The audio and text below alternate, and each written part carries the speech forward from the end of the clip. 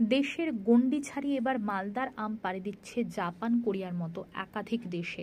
স্বাদে গন্ধে অতুলনীয় জিআই তকমা পাওয়া মালদার ৩ প্রজাতির আম লক্ষণভোগ, হিমসাগর এবং ফজলি পাড়ি দেবে বিদেশের মাটিতে। এবার ৫০০ থেকে ১০০০ টন আম জাপান, কোরিয়ার মতো দেশে রপ্তানি করার লক্ষ্যমাত্রা নেওয়া হয়েছে। তবে মালদায় ভিএসটি মেশিন না থাকায় কিছুটা হলেও সমস্যার মধ্যে পড়তে হচ্ছে রাজ্য সরকার এবং কেন্দ্রীয় সংস্থা অ্যাপেডাকে।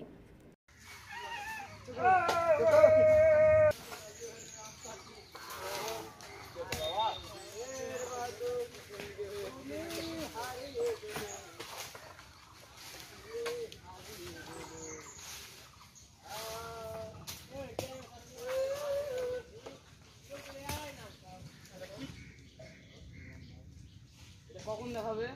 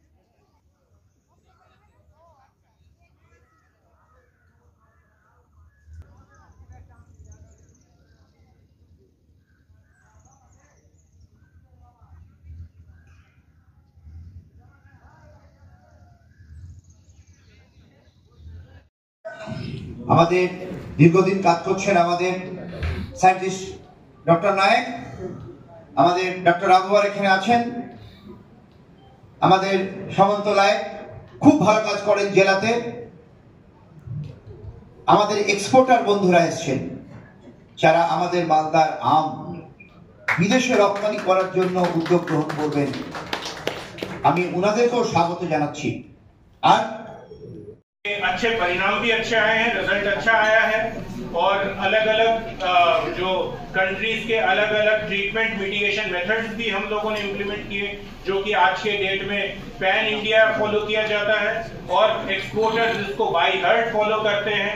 अभी वो ले रहे हैं कि उनको कैसा प्रोडक्ट चाहिए, तो हमारा यही हमेशा रिक्वेस्ट रहता है कि आप लोग छोटा क्वांटिटी कीजिए, लेकिन आप लोग अच्छा काम कीजिए, क्वालिटी पे ध्यान दीजिए, ताकि कोई भी ऐसा नाम हमारा खराब ना हो कि इंटरनेशनल मार्केट में इंडिया क्या क्या करना चाहिए।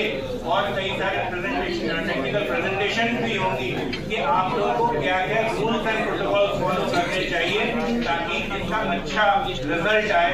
और 4-5 साल से आज के केंद्रीय सरकारेर कैनालाइजिंग एजेंसी অ্যাপেডার উদ্যোগে এবং আমাদের পশ্চিমবঙ্গ সরকারের পক্ষ থেকে আমাদের মালদার ডিএম সাহেবের সহযোগিতায়, হর্টিকালচার ডিপার্টমেন্টের সহযোগিতায় আমাদের মালদার আম, মালদা সহ মুর্শিদাবাদ, নদিয়া এবং আমাদের পশ্চিমবঙ্গের আম বিদেশে কি করে রপ্তানি করা যাবে সে নিয়ে আজকে ওয়ার্কশপ করা হয়েছে।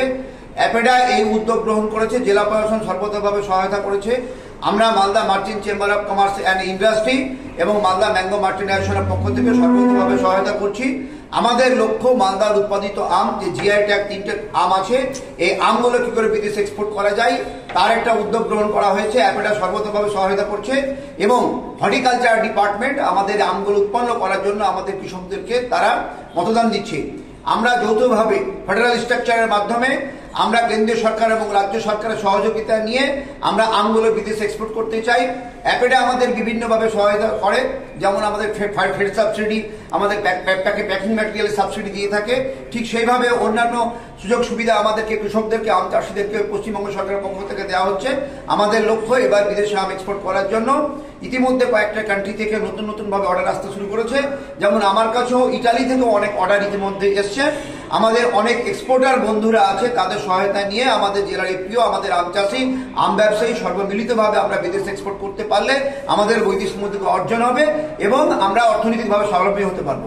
এবার মূলত কোন কোন দেশে আমাদের ইতিমধ্যে আমাদের অ্যাপেডার যে আমাদের মিস্টার সাহা আমাদেরকে জানালেন যে ইতিমধ্যে জাপান এবং জার্মান, বেলজিয়াম, ইটালি বিভিন্ন কান্ট্রি থেকে আমাদের নতুন নতুন অর্ডার এসছে। সেই অর্ডারগুলো এক্সিকিউট করার জন্য আমাদের কি কি সমস্যাগুলো আছে, যেমন ফাইটোস্যানিটারি সার্টিফিকেট লাগবে, প্ল্যান্ট কোয়ারেন্টাইন সার্টিফিকেট লাগবে এক্সপোর্টারদেরকে, সেই সার্টিফিকেটগুলো আমরা কি করে পেতে পারি, সেই সমস্যাগুলো কি করে দূর করতে পারি, আমাদের বাগান থেকে মাল আম পাড়ার পরে এই সার্টিফিকেটগুলো কি করে ইস্যু করা যায় এবং সরাসরি মালদা থেকে আমগুলো কন্টেনারে চলে যাবে, কন্টেনার থেকে বিদেশে রপ্তানি হবে, সেই সার্টিফিকেশনগুলো কেন্দ্রীয় সরকারের যে এজেন্সিগুলো আছে তাদের থেকে আমরা কি করে পেতে পারি সেগুলো নিয়ে আজকে ওয়ে আউট, আজকে একটা রেজুলেশন হবে বলে আমরা মনে করছি।